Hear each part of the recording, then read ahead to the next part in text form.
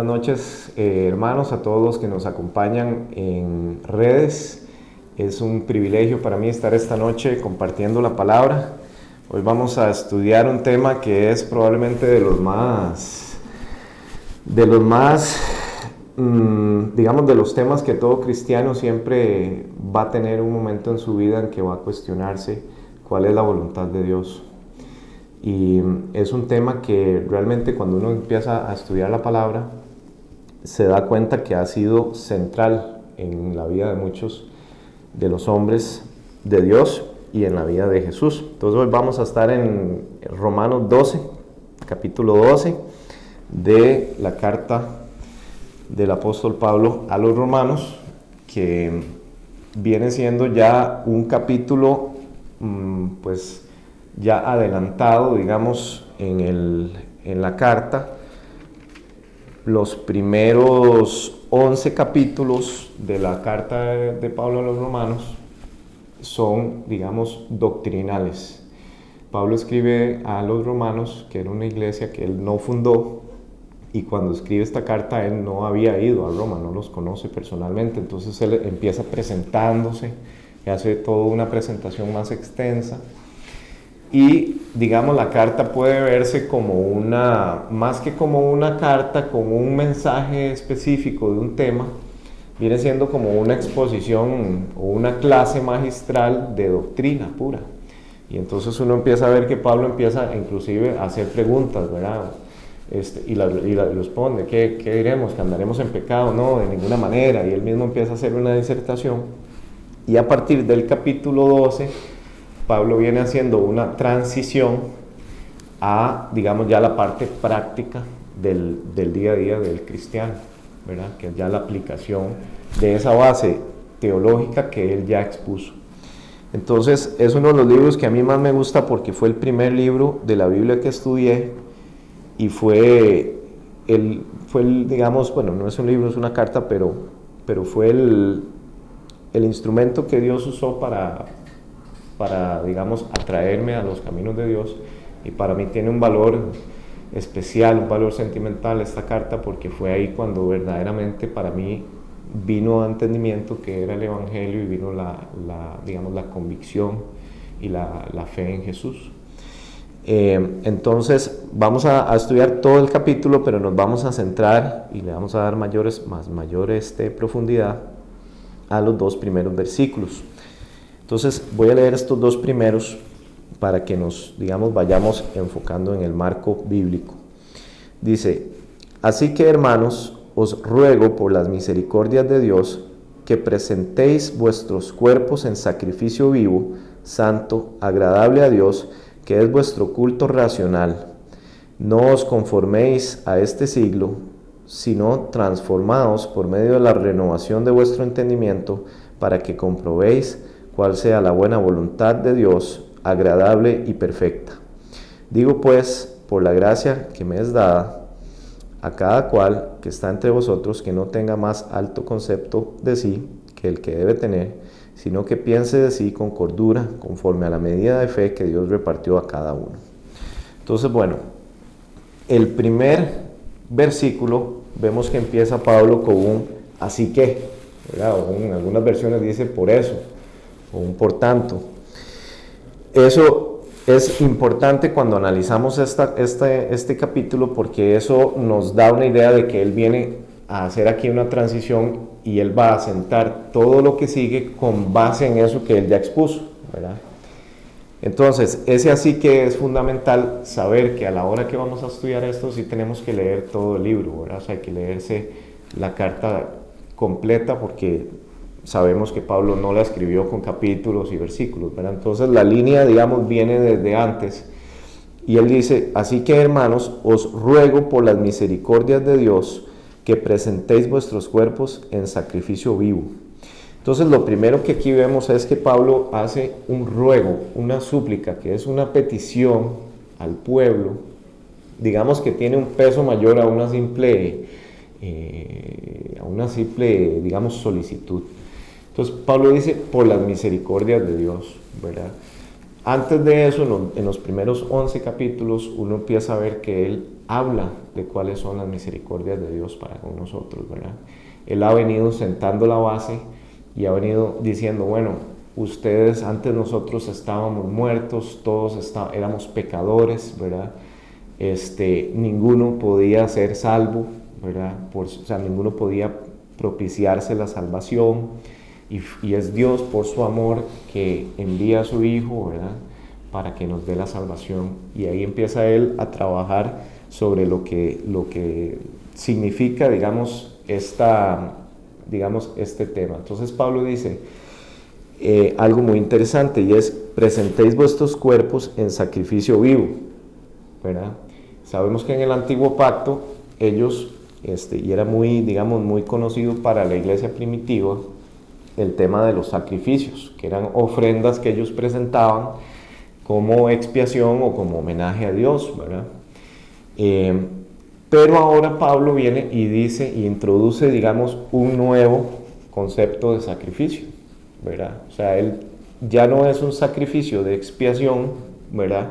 Porque el sacrificio de expiación lo hizo Jesús y fue uno y para siempre, ¿verdad? Entonces Pablo dice, presentáis como sacrificio vivo, pero ahora es un sacrificio como un acto de adoración, de reconocimiento a Dios, en el que yo vengo a presentar mi cuerpo, ¿verdad?, como un sacrificio. Entonces, en el Antiguo Testamento uno va a ver, o en el Antiguo Pacto, que las ofrendas siempre se presentaban muertas, ¿verdad?, y se consumían en el altar. Entonces, uno de los temas que Dios ha tratado conmigo es que uno, cuando se presenta como sacrificio vivo, a veces tiende un poco a querer salirse del altar, ¿verdad? Y si pensamos en lo que era una ofrenda que se consumía en el fuego, ¿verdad?, Pablo lo que está diciendo es, tenemos que ser igual a esa ofrenda, o sea, tenemos que estar siempre en el altar consumiéndonos, ¿verdad? Y ahí viene, y quiero, tal vez Ale, me ayudas ahí con Hebreos 10, al 1 al 14. Hebreos 10, 1, 14, que es una concordancia.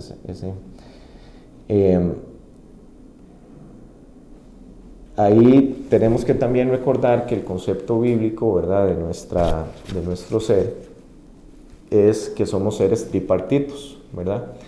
En primera de Tesalonicenses 5:23 dice, y el mismo Dios de paz os santifique por completo, y todo vuestro ser, espíritu, alma y cuerpo, sea guardado irreprensible para la venida de nuestro Señor Jesucristo.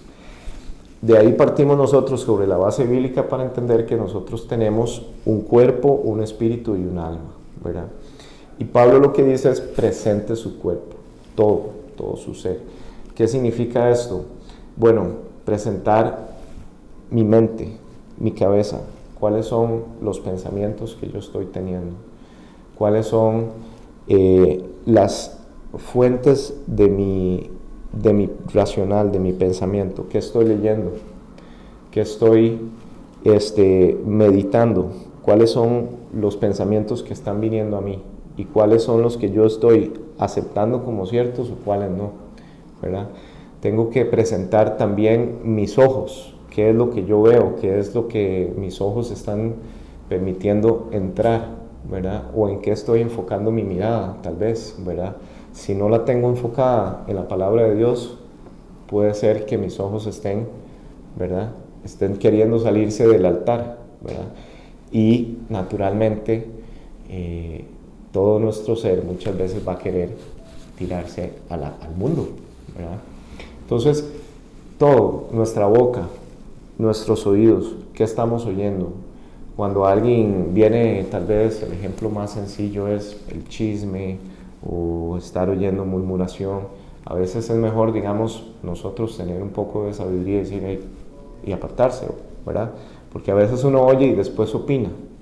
Entonces, Pablo viene presentando eso y diciendo, ok, ahora que ustedes han recibido la salvación, ahora que ustedes han sido justificados ante Dios y que han sido llamados a ser el pueblo, ¿verdad? Hay un tema muy al que Él le da es, a que le da mucho, ¿verdad? Es a que hemos sido llamados a un privilegio, ¿verdad? Una posición privilegiada. Y Pablo hace toda una disertación de decir, no es que Dios se ha olvidado de los judíos, ¿verdad? O de su pueblo, sino que ahora Él ha presentado una nueva forma, un nuevo pacto, pero que los judíos van a llegar a ser salvos. Pablo lo empieza a elaborar, ¿verdad? A elaborar de manera muy especial. Entonces, de igual manera, presentar nuestras manos, qué es lo que hacemos con las manos que estamos, ¿verdad?, ejecutando, a qué pasos estamos nuestros pies, hacia dónde estamos yendo.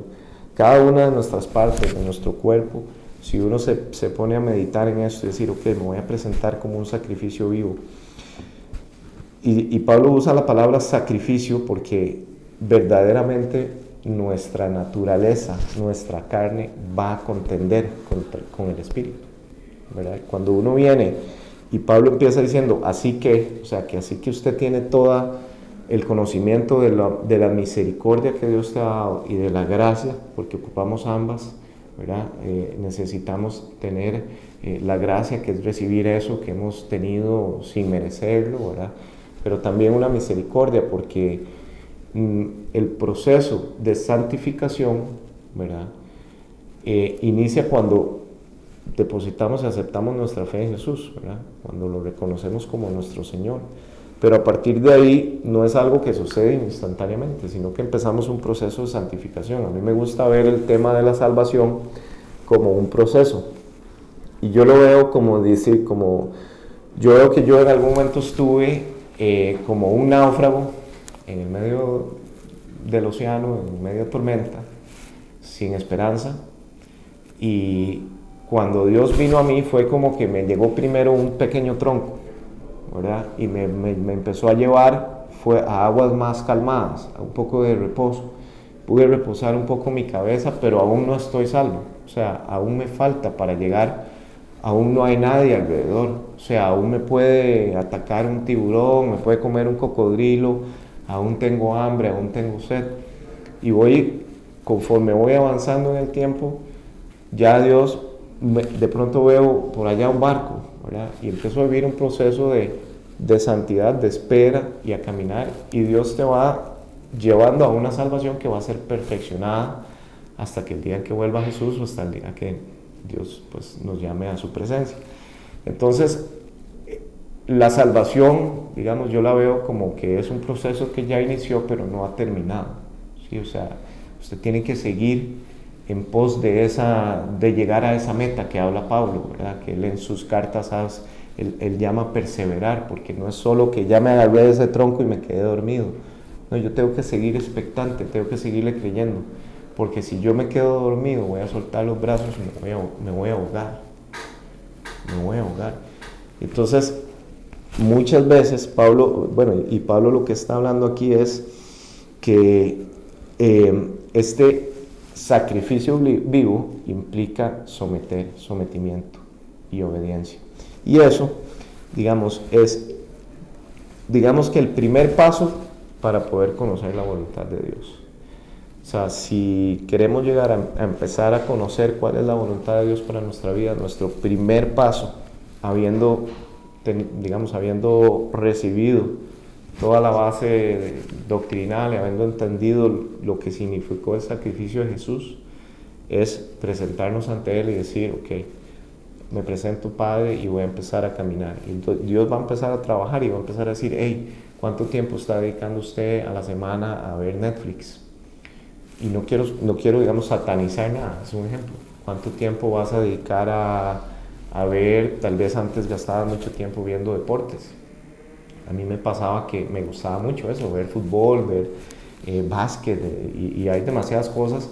Y de pronto Dios me empezó a decir, bueno, Luis, ¿cuánto tiempo está invirtiendo usted en oración? ¿Cuánto tiempo?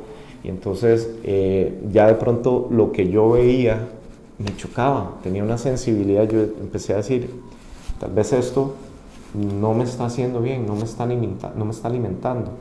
Y empieza uno a tomar una conciencia de, digamos, que a la luz del mundo, ¿verdad?, puede ser vista como que te estás volviendo un aburrido, o te estás volviendo un amargado, o que ahora todos estás viendo diablitos en todo lado, y no. Es que realmente estás teniendo una revelación de Dios, unos nuevos ojos que te permiten discernir algo que antes veías inofensivo, ahora lo estás viendo claramente. Porque Dios, cuando quita el velo de nuestros ojos, lo primero que permite ver es, ok, esto que yo estaba alimentando, ¿qué está alimentando? Okay.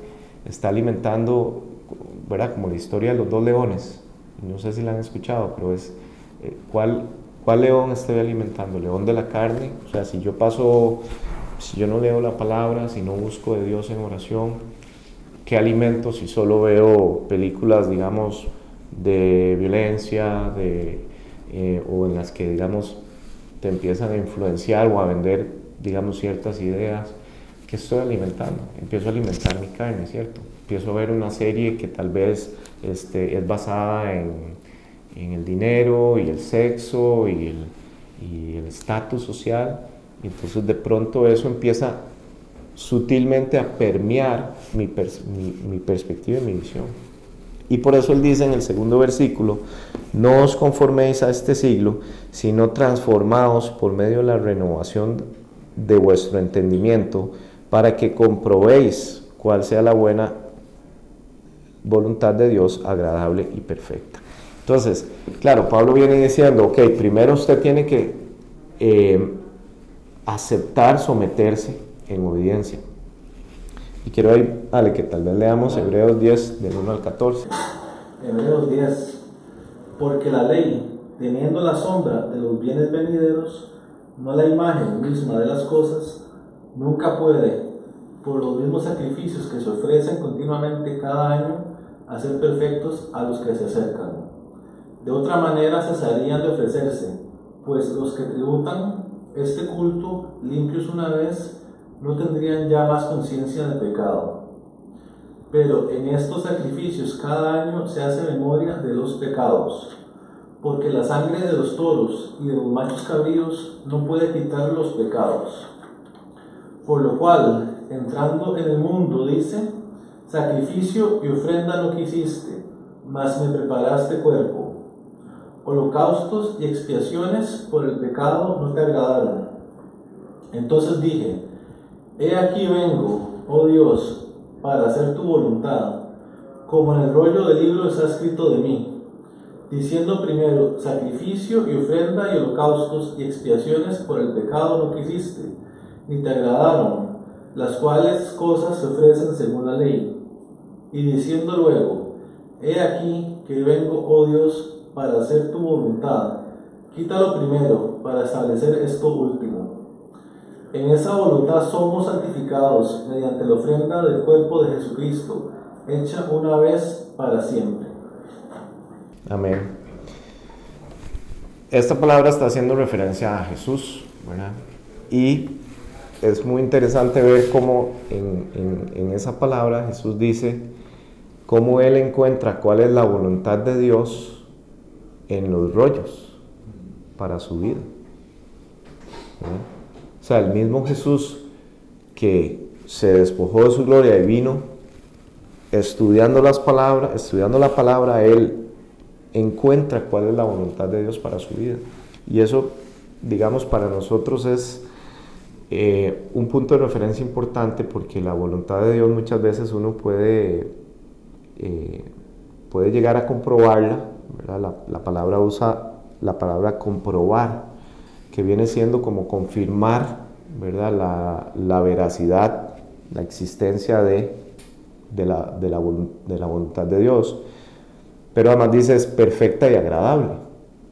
Entonces, claro, uno muchas veces va a decir, hay situaciones en la vida en las que tal vez no vamos a entender cuál es la voluntad de Dios, cuál es, tal vez a nuestros ojos, digamos, no va a tener sentido lo que está pasando.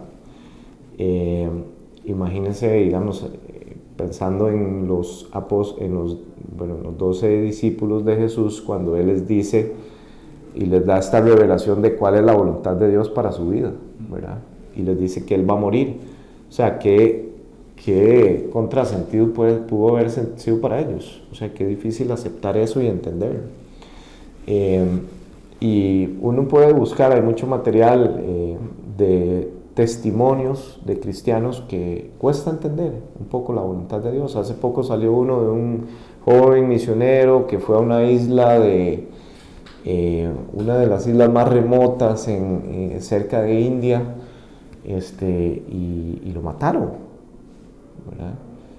Y todavía más triste para mí fue ver los comentarios en Facebook de la gente, ¿verdad? Porque obviamente le cayeron a juzgarlo, y de eso le pasa por palabras fuertes, eso pasa por estúpido. O cuando van a entender que la religión nos impone, cosas así.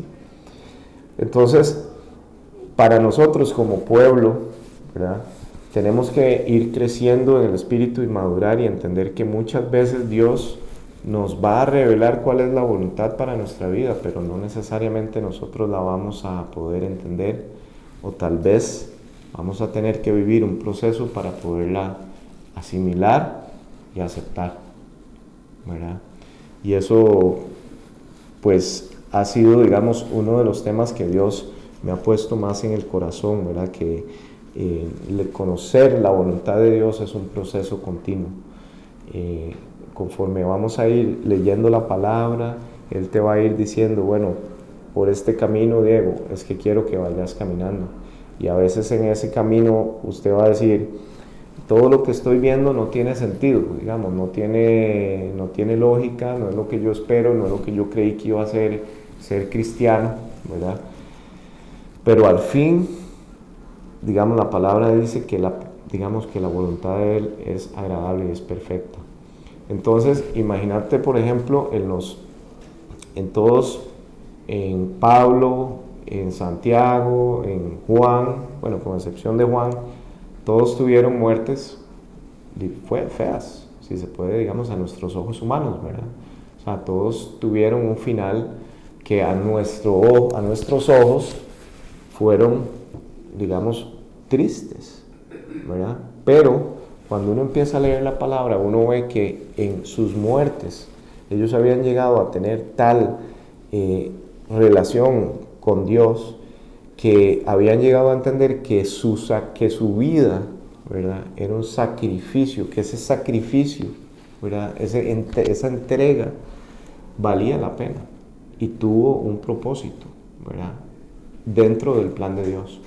Entonces, digamos, nosotros conforme vayamos caminando en el caminar, en el tiempo que Dios nos dé, ¿verdad?, que no sabemos cuál va a ser, tenemos que ir exponiéndonos a entender, bueno, Dios, ¿a qué es lo que tú me has llamado? ¿A qué es lo que yo puedo servirte? Y en esto es muy importante el tema de la expectativa. Por eso me llama mucho la atención esta palabra de Hebreos, porque es el Hijo de Dios descubriendo en la palabra que la voluntad de su Padre es que Él muera, y con la muerte más terrible que había en ese momento, ¿verdad? Y si uno se pone a pensar lo difícil de asimilar que es el evangelio, mucha gente inclusive lo considera un cuento de hadas, porque es tan maravilloso, es un amor tan sobrenatural y tan grande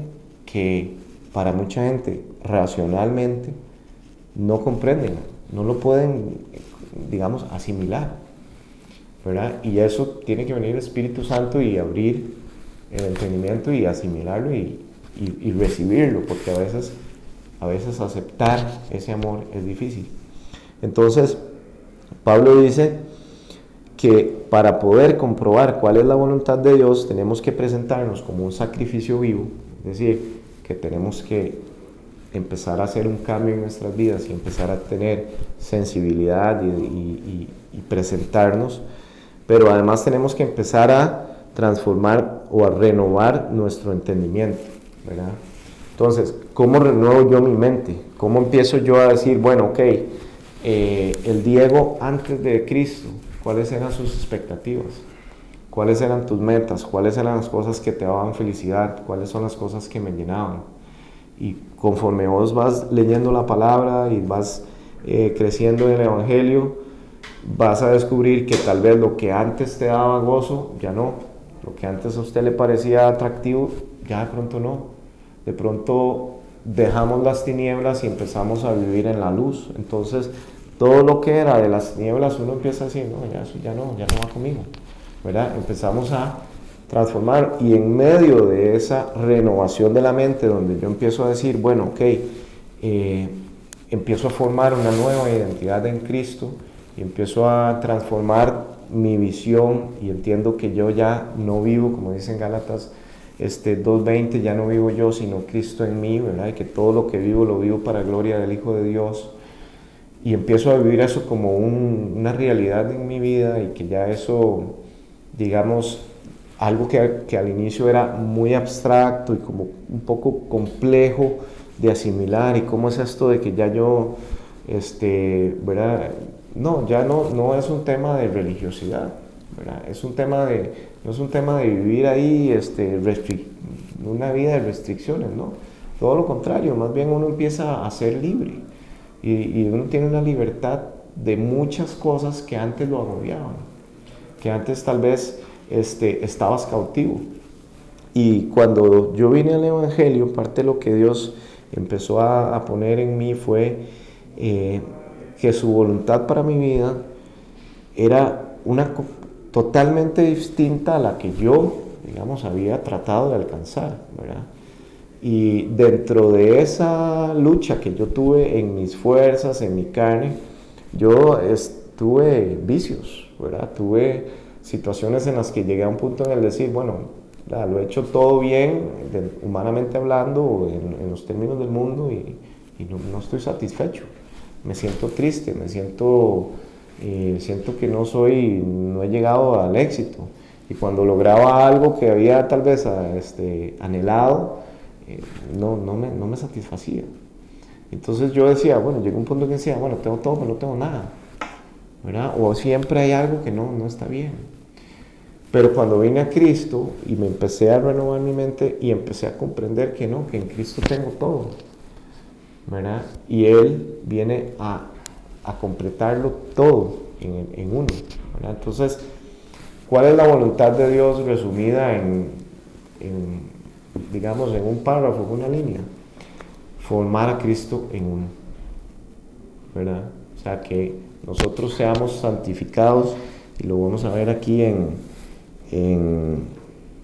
Primera Tesalonicenses 4, del 3 al 8, que dice, pues la voluntad de Dios es vuestra santificación, que os apartéis de la fornicación, que cada uno de vosotros sepa tener su propia esposa en santidad y honor, no en pasión de concupiscencia, como los gentiles que no conocen a Dios, que ninguno agravie ni engañe en nada a su hermano, porque el Señor es vengador de todo esto, como ya os he dicho y testificado, pues no nos ha llamado Dios a inmundicia, sino a santificación. Así que el que desecha esto no desecha a hombre, sino a Dios, que también nos dio su Espíritu Santo.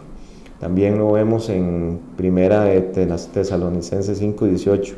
Dad gracias en todo, porque esta es la voluntad de Dios para con vosotros en Cristo Jesús. Primera de Pedro 2:13-15 dice, porque esta es la voluntad de Dios, que haciendo bien hagáis callar la ignorancia de los hombres insensatos.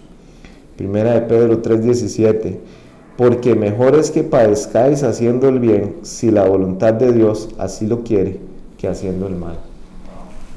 ¿Verdad? Hay un testimonio que a mí me impacta mucho, que está en redes, que es el de un señor que se llama Robert Rule. Y Robert Rule, lo pueden buscar en YouTube.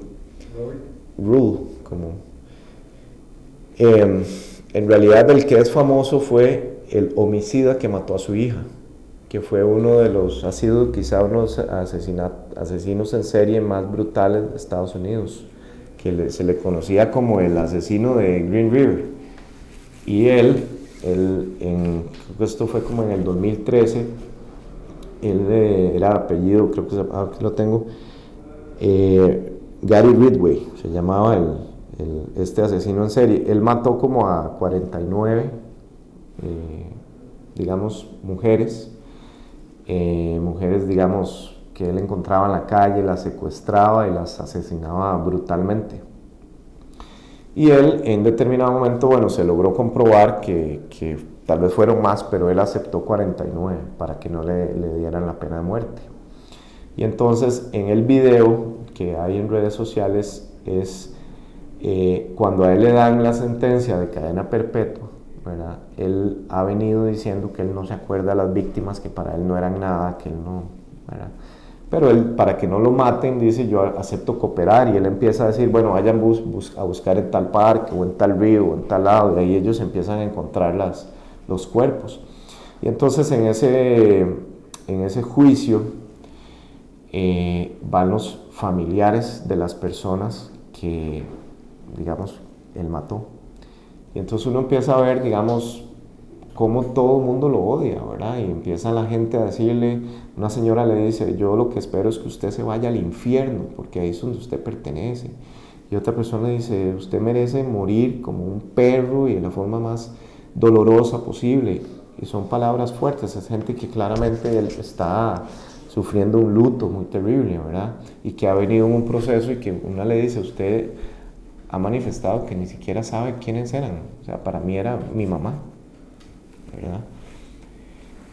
Pero este señor Robert Rudd entra en medio de esta audiencia, y eso está en video, y él le dice: señor Ridgway, le dice: usted ha hecho para mí muy difícil vivir conforme a lo que yo siempre he creído, y es que Dios nos llama a perdonar, y usted lo ha hecho muy difícil. Yo veo que aquí todo el mundo lo odia, pero yo no soy uno de esos, le dice. Yo se lo perdono por lo que usted hizo. Y ese fue el único momento en que el asesino rompió en llanto, ¿sí? O sea, esa palabra de bondad en la que él testificó que por su creencia en Dios, en público le manifestó al asesino que él lo perdonaba, fue lo que pudo romper la dureza en corazón y romperlo en llanto, porque él a las demás víctimas las veía a sus ojos. Y si nosotros pensamos en este señor, ¿verdad?, creyente, cristiano, ¿verdad?, tal vez orando, que llega el momento en el que tiene que enfrentar al asesino que mató brutalmente a su hija, y que la voluntad de Dios es que lo perdone, ¿verdad? Es cuando, digamos, uno dice: tenemos que entender que la voluntad de Dios es un tema que hay que empezar a explorar, y hay que empezar a entender que Él es Dios y que sus planes son más altos que los nuestros. Y no lo digo como un tema de desánimo o decir: pucha, es que eso no, porque Pablo viene y nos dice en el capítulo 3: digo pues, por la gracia que me es dada, a cada cual que está entre vosotros, que no tenga más alto concepto de sí que el que debe tener, sino que piense de sí con cordura, conforme a la medida de fe que Dios repartió a cada uno. Porque de la manera que en un cuerpo tenemos muchos miembros, pero no todos los miembros tienen la misma función, así nosotros, siendo muchos, somos un cuerpo en Cristo, y todos miembros los unos de los otros. Entonces, claro, no es que todos vamos a ser mártires. Hay gente que Dios le ha dado la medida de fe para hacerlo, ¿verdad? Y lo vemos en la palabra, como Esteban se paró y empezó a dar testimonio, y siendo apedreado, él lo último que pide a Dios es que no cuenten esos pecados, o sea, que no les tomen en cuenta ese pecado de matarlo. Entonces, esa medida de fe le fue a Esteban, y conforme nosotros vamos a ir sometiendo nuestros cuerpos como un sacrificio vivo y transformando nuestra mente mediante la lectura de la palabra, renovando nuestro entendimiento en oración, en ayuno, buscando de Dios, Dios va a ir mostrando cuál es la voluntad para tu vida. Y por supuesto que la voluntad de Dios para uno es usarlo en algo, ¿verdad? Entonces ahí Pablo dice: ok, cuando usted compruebe, cuando usted verifique cuál es la voluntad de Dios para su vida, y yo lo llamo a que usted, digamos, se presente como un sacrificio, y Él siempre lo invita a que invita al pueblo a vivir en esa santidad y a esforzarse, a seguir adelante. Pablo lo que dice es, sea consciente, o sea, haga un análisis sobrio de cuál es su posición con Dios y a qué es lo que Dios lo ha llamado, ¿verdad? O sea que si Dios te ha dado una medida de fe para don de sanidad, ¿verdad? Atrévase y hágalo. Si usted tiene la fe, si usted siente el impulso de orar por alguien para que esa persona sea sana, no tenga vergüenza, no tenga miedo. Dios va a respaldar, empiece a hacerlo, empiece a orar, pero si Dios le ha dado la medida de fe, Él se la va a respaldar. ¿Pero para qué? Para que Él se glorifique, no para que usted, digamos, obviamente se convierta en una superestrella o que empiece, ¿verdad?, a vanagloriarse. Y cuando uno empieza a servir a Dios, digamos, empieza a entender que la voluntad de Él es usarnos. Uno de los temas que uno tiene que tener como más cuidado es como empezar a decir, mira lo que yo tengo, ¿verdad? Tengo este trabajo, tengo esta esposa, o mi familia es así. O cuando uno empieza como a creer que ya no tengo todo resuelto, que todo está perfecto, ¿verdad? Y que yo sí lo estoy haciendo bien, hay que tener siempre prudencia y estar orando y pidiéndole a Dios que lo permita a uno ser humilde y tener, digamos, siempre reconocimiento de que Él es el Señor de todo. Y eso lo vemos en la vida de Job, ¿verdad? Como él, siendo una persona que pues tenía todo perfecto, hacía los sacrificios por sus hijos, Dios lo permite pasar por una serie de pruebas, ¿verdad? Y al final del libro uno ve que la voluntad de Dios para su vida fue algo fuerte, ¿verdad? Entonces, muchas veces Job guardaba silencio, ¿verdad? Y muchas veces nosotros podemos estar en una situación en la que no va a ser clara cuál es la voluntad de Dios para nuestra vida, porque a veces Dios también tenemos que pasar por valles un poco oscuros, y yo he tenido momentos de duda en los que no he estado seguro si Dios me está llamando a lo que estoy haciendo, o si lo estoy haciendo bien, o si estoy caminando por donde debo. A veces ese caminar puede ser un poco retador, a veces puede dar miedo porque se ve demasiado grande el gigante que tengo que enfrentar. A veces Dios, y ahí vamos a verlo tal vez ahí Ale, dice Efesios, no, ¿cuál era? Ya te digo. Primera de Corintios 1, el 25 al 28. Bueno, dice, porque lo insensato de Dios es más sabio que los hombres, y lo débil de Dios es más fuerte que los hombres. Pues mirad, hermanos, vuestra vocación, que no sois muchos sabios según la carne, ni muchos poderosos, ni muchos nobles, sino que lo necio del mundo escogió Dios para avergonzar a los sabios, y lo débil del mundo escogió Dios para avergonzar a lo fuerte. Y lo vil del mundo y lo menospreciado escogió Dios, y lo que no es, para deshacer lo que es. Amén. Entonces, Dave, es clarísimo, ¿verdad? Si Dios te está usando es porque probablemente sos débil. Probablemente sos un ejemplo para avergonzar. A mí me ha pasado con el tema de la alabanza que, o sea, yo no me considero un cantante, ¿verdad? No me considero que tenga una voz melodiosa o bonita. Es más, antes ni me gustaba. Yo cuando empecé a servir era porque me gustaba tocar guitarra, pero no porque me consideraba un virtuoso. Es más, sé que no lo soy. Pero Dios, en su infinita misericordia, digamos, me ha venido demostrando que no es por mí, que no es nada que tenga yo, es todo por Él. Y si la voluntad de Dios para tu vida es el evangelismo en la calle, Él te va a capacitar y te va a dar la fe, ¿sí? Pero si no es el llamado, si no tiene la fe, no se meta, porque por eso somos un cuerpo y hay diferentes dones que son repartidos, ¿verdad?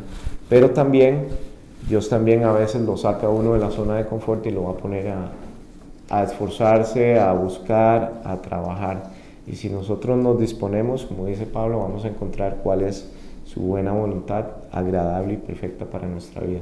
Y yo siempre he pensado que la mayor satisfacción para uno, digamos, como creyente, puede ser que el día que tenga que morir, usted pueda decir, creo que he cumplido la voluntad de Dios para mi vida. O sea, creo que he logrado encontrar lo que Dios me llamó a dar por Él, a servirle, ¿sí? Porque la voluntad de Dios es que usted viva, digamos, con un propósito para su reino, porque estamos aquí como extranjeros y tenemos un propósito divino que tiene que ser cumplido. No sabemos si eso lo vamos a hacer mañana, pasado mañana o hasta que tengamos 70 años. No sabemos cuándo Dios nos va a usar. Y uno obviamente ve en el ministerio de Jesús, ¿verdad?, cómo fue algo corto, realmente, lo que pasó. Y si uno lo analiza en términos humanos, su vida fue corta, en términos de humano. Entonces, la voluntad de Dios se va a revelar a tu vida, pero tenemos que vivir como vivió Abraham, ¿verdad?, y como vivió Moisés, que ellos siempre creyeron y confiaron en Dios. Tal vez la palabra, inclusive Pablo lo dice, que ellos no llegaron a ver las promesas, ¿verdad?, pero las vieron de largo por la esperanza que tenían, ¿verdad? O sea, que Dios le dijo a Abraham que su generación iba a ser, ¿verdad?, como las estrellas. Y tal vez Abraham no llegó a verlo, pero hoy lo vemos, ¿verdad? Y hoy cada una de esas vidas nos da testimonio y nos edifica, ¿verdad? Entonces, muchas veces, o a pesar de la situación o el punto en que estés en tu vida, siempre uno tiene que saber que lo que usted está pasando no es por casualidad, es porque Dios va a construir o va a hacer algo. Y si usted vive su vida convencido y confiado de que Dios está trabajando y está haciendo algo, no importa donde usted esté, usted va a tener la fuerza y va a empezar a ver que todo en su vida se va a empezar a conectar y va a empezar a fluir. Y Dios va a empezar a usarte, va a empezar a usarte, va a empezar a usar, y conforme usted va conociendo, va diciendo, ok, esta es la voluntad de Dios, no es por aquí, es por acá, ok. Y cada vez más eso va a tener un efecto sobre nosotros, creo yo, que es fe y confianza en Él. Fe para creer que vamos a llegar, y confianza para que si el día de mañana te toca enfrentar un Goliat, usted pueda levantarse como David, tranquilo y confiado, y decir, yo lo mato, ¿verdad? Claro, uno a veces pierde de vista que Dios ya había entrenado a David. O sea, David se enfrentaba con leones y osos. Entonces, para él llegar y enfrentarse a un humano, cuando ya él se había apiado, quién sabe cuántos osos, cuántos leones con pues no era nada. Él mismo tuvo la revelación y la confianza de Dios de, yo lo preparé para esto. Y entonces, no importa las circunstancias, las aflicciones que podamos tener, siempre, siempre, siempre, si usted está orando y aferrado en la palabra, usted lo va a ver. Conforme a la medida de fe, usted va a ir venciendo y va a ir viendo cuál es la voluntad de Dios para su vida. Y es un proceso que va a ser enriquecedor. En lo demás, Pablo empieza a dar ciertas recomendaciones, ¿verdad? En el versículo 6 dice, de manera que teniendo diferentes dones según la gracia que nos es dada, si el de profecía, úsese conforme a la medida de fe, ¿verdad? O el de servicio, en servir, o el que enseña en enseñanza, el que exhorta en la exhortación, el que reparte con liberalidad, el que preside con solicitud, el que hace misericordia con alegría. Que el amor sea sin fingimiento, aborrecer lo malo, seguir lo bueno. Amad los unos a los otros con amor fraternal en cuanto a honra, prefiriéndonos los unos a los otros. En lo que requiere diligencia, no perezosos, fervientes en espíritu, sirviendo al Señor, gozosos en la esperanza, sufridos en la tribulación, constantes en la oración. Cada uno de estos versículos podría ser un tema de una prédica, ¿verdad? La constancia en la oración, que el amor no sea sin fingimiento, o sea que nuestro amor tiene que ser real. Y uno de los temas que Pablo dice en el versículo 16 dice: unánimes entre vosotros, no altivos, sino asociándonos con los humildes. Y uno de los temas que nosotros, y que yo lo he conversado con Tao, que muchas veces uno puede ver en una iglesia o cristiana, es que la gente busque asociarse con gente de su mismo estatus social, o iglesias en las que todo el mundo tiene más o menos su mismo, ¿verdad? Y son un poco cerradas, son clasistas, ¿verdad? Eso se ve y pasa en el cuerpo. Y Pablo nos hace un llamado a que no seamos altivos, no seamos orgullosos, que extendamos a los más humildes. Y eso, ¿verdad? Como vimos, parte de que tenemos que tener un modelo que es Jesús, y es lo que él ha venido desarrollando en los primeros 11 capítulos, ¿verdad? Jesús se reunía con los menos privilegiados y les daba amor, ¿verdad? Él les mostraba compasión, mostraba misericordia. Él nunca nunca fue ni víctima de sus circunstancias, no. O sea, Jesús tuvo revelación de cuál era la voluntad de Dios, y era dura, era fuerte, pero la aceptó por amor al Padre, por obediencia. Y muchas veces la voluntad de Dios para nosotros no nos va a agradar, porque Dios trata con nosotros. Y muchas veces la voluntad de Dios para mi vida ha sido, pues, relacionarme con personas que tal vez me cuesta. Mostrar amor, ¿verdad? Como Alejandro, tolerarlo. Me pasaba que tal vez yo tenía una persona con la que no que me llevaba mal, pero yo evitaba. Y Dios me puso, y era una persona que en general la gente evita, porque es negativa y todo, y Dios me puso a tener misericordia, a acercarme, ¿verdad? Y uno como que no quiero, ¿verdad? No quiero. Pero si usted no quiere, le va a pasar como Jonás. Se lo va a meter en una ballena, si es preciso. O sea, le va a pasar, porque usted no se salva. Si usted realmente le ha dicho a Dios: yo quiero hacer tu voluntad, yo quiero servirte de corazón, y usted está buscándolo, Dios se toma eso muy en serio. Si usted viene y le dice a Dios: Dios mío, haz tu voluntad en mi vida, yo quiero servirte, yo le aseguro que es lo mejor que uno puede hacer en la vida. Y le aseguro que no hay nada en el mundo que pueda darle algo mejor que lo que Dios le da a uno, ¿sí? La paz, el gozo, la fortaleza, ¿sí? El Espíritu Santo, como Dios viene y da cosas que son tesoros que están en el reino de los cielos. Ahí no entra polilla, ahí nada puede afectar la paz que un hijo de Dios tiene. Nada puede afectar la confianza que un hijo de Dios tiene. La tranquilidad de saber que si este edificio se derrumba, hay un Dios que te tiene aquí. Entonces, cuando usted empieza a ver y a conocer a su Dios, empieza a verlo, usted va a decir: ok, mi confianza en la voluntad de Dios va aumentando, pero a la vez Dios va a agarrar y va a venir y va a decir: ok, Gustavo,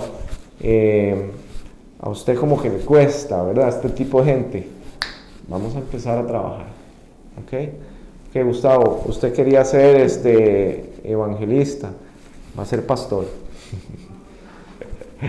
¿verdad? Es un llamado muy fuerte. Y yo conozco, una vez me impactó mucho fui a una charla con este muchacho, este señor, Mauricio, que hace Chepe se baña. No sé si han visto eso. Bueno, él tiene este ministerio de un bus que anda lavando indigentes y van y los recogen, les dan comida. Es un ministerio muy impresionante. Pero a mí me impactó él en su testimonio porque él es músico estudiado. Estudió guitarra clásica y su sueño de servir a Dios era ser adorador. Sin embargo, teniendo todo el talento para tocar guitarra 7 veces mejor que lo que lo hacemos nosotros, teniendo además el deseo porque a lo que yo recuerdo él hasta hacía sus propias canciones de adoración y era un apasionado de la adoración, o sea que uno diría, Dios lo va a usar como bueno, o sea, Dios lo llamó a un ministerio de alcance social, a una cosa que él decía, yo por más que quisieran esto no puedo dejar de hacer esto, o sea, soy un esclavo de Cristo para eso. Muchas veces uno va también en el caminar a decir, me gusta esto, aquí es donde yo creo que yo podría ser bueno, este ministerio sí me gusta. Y Dios va a decir, no señor, probablemente te va a llevar a uno donde vas a tener que depender 100% de Él, ¿verdad? Y vas a tener que empezar a depositar en Él tu confianza, empezar a entender que no es en tus fuerzas, sino en las de Él. Que no es porque usted sea muy gato o que usted no es porque el pastor habla muy elocuente, no, es porque el Espíritu de Dios está respaldando esa obra y porque el que está hablando por medio de esa persona es Dios. Ahí es cuando usted empieza a ver realmente que Dios trabaja, empieza a ver crecimiento, empieza a ver transformación. Entonces, obviamente, ya Pablo está en un punto en el que él les está diciendo, no paguéis a nadie mal por mal. Eso es demasiado difícil. Imagínese usted que ahora usted sale de aquí y alguien viene y le mete el carro y le atraviesa el carro, usted frena y le pita, esa persona se baja y le agarra a batazos el carro. ¿Usted qué va a tener ganas de hacer? De devolverle, ¿verdad? Pero usted ahí tiene que decir, Dios no me llama a pelear, ¿sí? O si viene un compañero en tu oficina y te hace una maldad, un mal comentario, malintencionado, para ponerte mal o para hacerlo echarte el piso. Usted no puede, como cristiano, ir a pagar mal con mal. No puede. A mí a veces me sorprende ver cristianos viendo a ver cómo demandan a otro. Y me ha tocado gente que me pregunta, Luis, ¿cómo hago? ¿Y cómo lo puedo demandar? Y todo. Y yo digo, ¿Cómo un cristiano va a ir a demandar a su hermano? O sea, la palabra es clara. Me sorprendo, porque entonces digo, ¿dónde está el crecimiento? Y si uno no empieza a trabajar esos pequeños, grandes, por eso digo, cada uno de estos es un sermón, es un estudio bíblico per se. Porque Pablo bien lo dice, es un sacrificio, todo esto. Cada uno de estos puntos. Bendecid a los que os persiguen. Bendecid y no maldigáis. Este testimonio de este señor donde él viene y le dice a esa persona, yo lo perdono. Usted sabe lo difícil que puede ser hacer la voluntad de Dios. Perdonar a la persona que mató a su hija. Yo no me puedo ni imaginar eso. No me lo puedo imaginar. Le pido a Dios que me libre de una prueba así. ¿Sí? Pero lo cierto del caso es que si nosotros creemos en esto, tenemos que tener un crecimiento y ser cristianos maduros, porque la Biblia hay que leerla toda, el mensaje tiene que ser todo. A veces no voy a hablar mal de nadie, pero he ido a iglesias donde son como discursos motivacionales, digamos, usted va y es bonito, se habla, digamos, no es como la buena noticia, sino como un buen aviso, ¿verdad? Le dan a uno ahí, ¿verdad? Sea bueno y todo le va a ir bien, y todo es positivo, todo en la vida usted va a crecer y todo, y a mí me sorprende oír también a gente que dice que usted puede ser buena persona sin tener a Dios. Me sorprende porque el concepto de bueno que tienen es muy limitado. Está limitado a buenas obras. pero ¿qué pasa con el corazón? ¿Sí? Yo antes pensaba que yo era buenísimo, cuando no conocía a Dios, me juraba. Yo decía, ¿qué malo tiene echarse unas birras y joder un rato? Si yo, además, yo no jodo a nadie, no me meto con nadie. Ese era mi pensamiento. Y después vino a mí el Espíritu Santo, ¿verdad? Y conocí a Dios y Dios me puso un foco hacia adentro. No hacia esas cosas no, hacia adentro. Y empecé a ver cosas que había en mi corazón que yo empecé a decir, Dios mío, perdón. O sea, he tenido orgullo, he sido arrogante, he sido altivo, y yo me juraba, bueno, la Madre Teresa era cualquier cosa, ¿no? Aparte de Luisito. Entonces, bueno, en sí este es el mensaje. Creo que da para mucho más el tema de la voluntad de Dios. Yo sí soy un fiel creyente de que uno la puede llegar a comprender cuál es la voluntad de Dios para nuestra vida, y que esa voluntad además dice que todo va a sumar a ser para bien, ¿verdad? Todo suma bien, todo pero tenemos que tener en perspectiva que la expectativa de nuestra vida, ¿sí?, está en manos de Dios. Entonces Él te va a ir permitiendo ver día a día, pero usted tiene que estar pegado a Él todos los días, porque no sabemos qué depara mañana. Y por eso Jesús decía, no se afane por el mañana, porque usted no sabe lo que va a pasar mañana. ¿Sí? Viva un día a la vez. Si hoy no oró, no importa, levántese mañana y ora, no importa. Olvídese del pasado, ya Dios lo perdonó, pero hay una voluntad de Dios para su vida y está aquí. Y yo creo que la voluntad de Él para nosotros en la Casa del Pan es que confiemos en Él. ¿Sí? Hay mucha gente que en la primera dificultad se le tambalea y la pica. Cuando viene esto y ya no está tan ordenado y ya mi vida no se ve como yo creía que se iba a ver, me voy y aflojo. Y a veces uno tiene que ser como un boxeador, ¿sabe? Que lo agarran y le empiezan a dar y dar y dar. Y usted tiene que resistir. ¿Sí? A veces el enemigo, porque el diablo existe, el mal existe, el enemigo se va a levantar contra esa voluntad, y conforme usted más la conozca, más se le va a levantar, ¿verdad?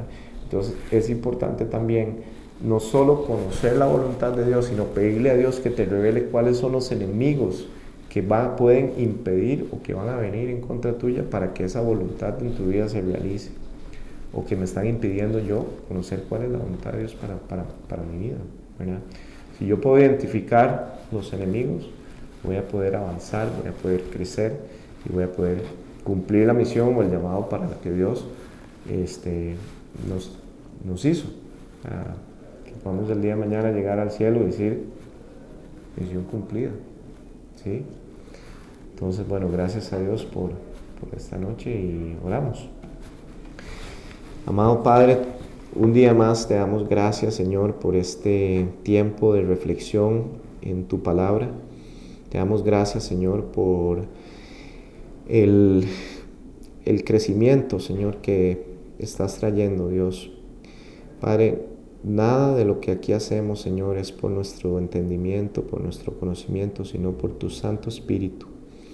Nosotros, Señor, reconocemos que no somos nada sin ti, que no podemos, Señor, caminar si no es, Señor, de tu mano. Queremos pedirte, Dios, que por medio de tu palabra, Dios, tú abras nuestros ojos, abras nuestro entendimiento y nos permitas ir comprendiendo cuál es tu voluntad para nuestra vida, que es a lo que tú nos has llamado, Señor. Y pedirte, Padre, que aumentes nuestra fe para cumplir ese llamado, para cumplir tu voluntad, para obedecerte, Señor, como Jesús te obedeció. Que podamos crecer, Señor, y llegar a la estatura del varón perfecto, Señor, que podamos ser, Señor, un verdadero reflejo de Cristo en este mundo, Dios. Sabemos que nuestra vida tiene propósito, Señor, que tú nos hiciste para servirte, Señor, para cumplir con un llamado, Dios. Queremos hoy honrar ese llamado, presentarnos como un sacrificio vivo, Señor. Que todo aquello que esté impidiendo que esto se dé, Señor, que nos esté impidiendo acercarnos a ti, Señor, tú lo quites del medio, Dios. En el nombre de nuestro amado Señor Jesucristo. Amén.